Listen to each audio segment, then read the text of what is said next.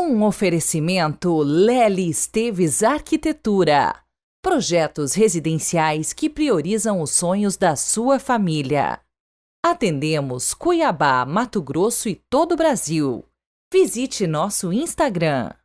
Nadai Ferro e Aço 012 3832 7124, Ubatuba, São Paulo.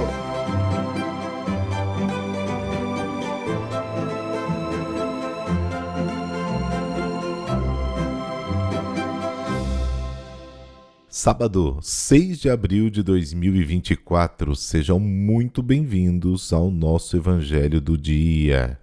Eu já quero começar cumprimentando os nossos aniversariantes. Augusto César de Araújo, que está completando 4 aninhos. Ele mora em Juatuba, Minas Gerais. Também Vinícius Moraes, Andresa Palhano, de Fortaleza, no Ceará, e Lucas Avelar Costa, de Nova Lima, Minas Gerais. O Evangelho de hoje nos apresenta uma lista das aparições do ressuscitado.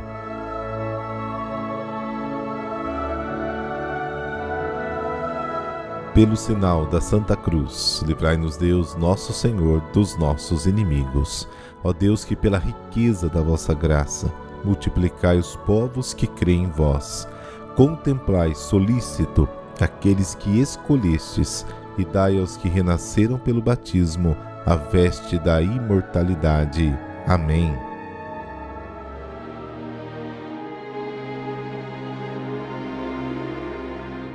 Marcos, capítulo 16, versículos de 9 a 15. O Senhor esteja convosco, Ele está no meio de nós. Proclamação do Evangelho de Jesus Cristo segundo Marcos. Glória a vós, Senhor. Depois de ressuscitar na madrugada do primeiro dia após o sábado, Jesus apareceu primeiro a Maria Madalena, da qual havia expulsado 7 demônios. Ela foi anunciar isso aos seguidores de Jesus, que estavam de luto e chorando. Quando ouviram que ele estava vivo e fora visto por ela, não quiseram acreditar. Em seguida, Jesus apareceu a 2 deles, com outra aparência, enquanto estavam indo para o campo. Eles também voltaram e anunciaram isso aos outros. Também a estes não deram crédito. Por fim, Jesus apareceu aos 11 discípulos enquanto estavam comendo. Repreendeu-os por causa da falta de fé e pela dureza de coração, porque não tinham acreditado naqueles que o tinham visto ressuscitado. E disse-lhes: Ide pelo mundo inteiro e anunciai o Evangelho a toda criatura. Palavra da salvação. Glória a vós, Senhor.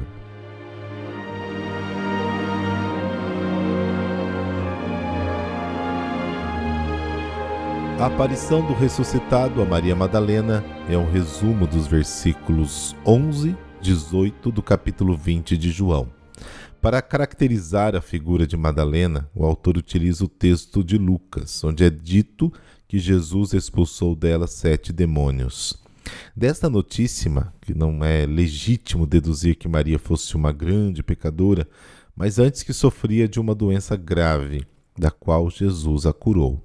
O resumo da história dos 2 discípulos a caminho de Emaús, extraído do capítulo 24 de Lucas, é particularmente conciso.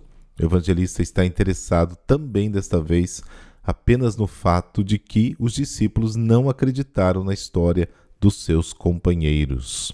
Por fim, o autor recorda a aparição de Jesus aos 11, referindo-se claramente à história de Lucas, no capítulo 24.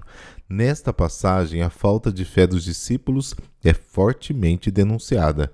Os apóstolos passam da dúvida à fé sob o impacto das manifestações de Jesus. A fé na ressurreição não é uma descoberta humana, mas o produto de um anúncio que Deus nos faz através de anjos ou enviados vestidos de branco, a cor das vestes do paraíso, e através do encontro direto, visível e palpável com a pessoa diretamente interessada, o Cristo ressuscitado.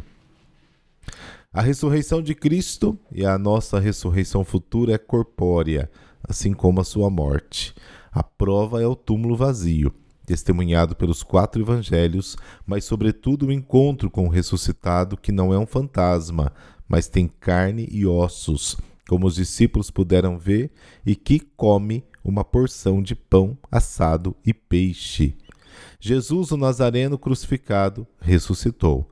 Esta é a palavra fundamental da fé cristã. As últimas palavras de Jesus, ide por todo o mundo e pregai o evangelho a toda criatura, destacam a atividade missionária da Igreja. No reino universal de Cristo, que abrange o céu e a terra, é lançada a semente do Verbo. A missão da Igreja é necessária pela vontade de Deus, que ressuscitou Jesus Cristo dentre os mortos.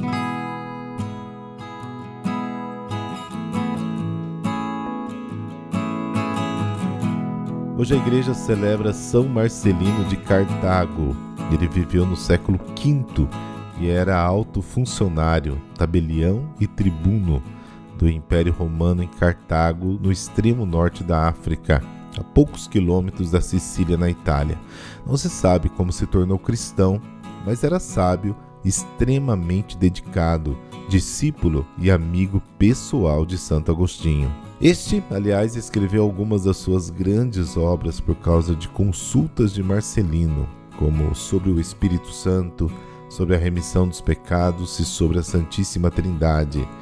Era casado, honrado pai de família, conhecido e estimado por sua bondade. Em 411, como tribuno, participou da Conferência de Bispos, que elegeria o futuro bispo de Cartago.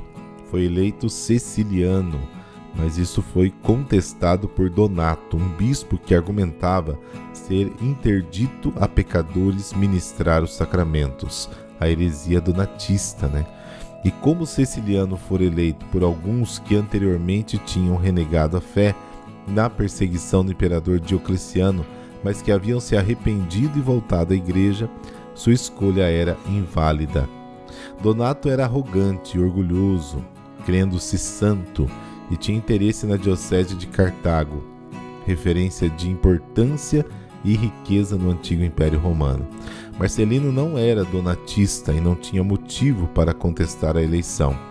Uma autoridade civil responsável do evento atraiu a ira dos donatistas, que falsamente o denunciaram como cúmplice de Heracliano, um usurpador da província de Cartago, inimigo do imperador Honório. Um inquérito injusto foi aberto e Marcelino condenado à morte por decapitação, sentença executada em 13 de setembro do ano 411. Um ano depois, o erro foi reconhecido pela justiça romana e pelo imperador, e, tendo as acusações sido retiradas, Marcelino foi reverenciado como mártir por ter dado a vida defendendo a correta posição da Igreja. Senhor justo juiz, acolhei-nos na vossa misericórdia, concedendo-nos pela intercessão de São Marcelino a firmeza de reconhecermos os nossos erros e deles nos arrependermos sinceramente, para com nossa vida e morte darmos testemunho da verdade da vossa Igreja. Amém. Abençoe-vos o Deus Todo-Poderoso, Pai, Filho, Espírito Santo. Amém. Bom sábado e até amanhã.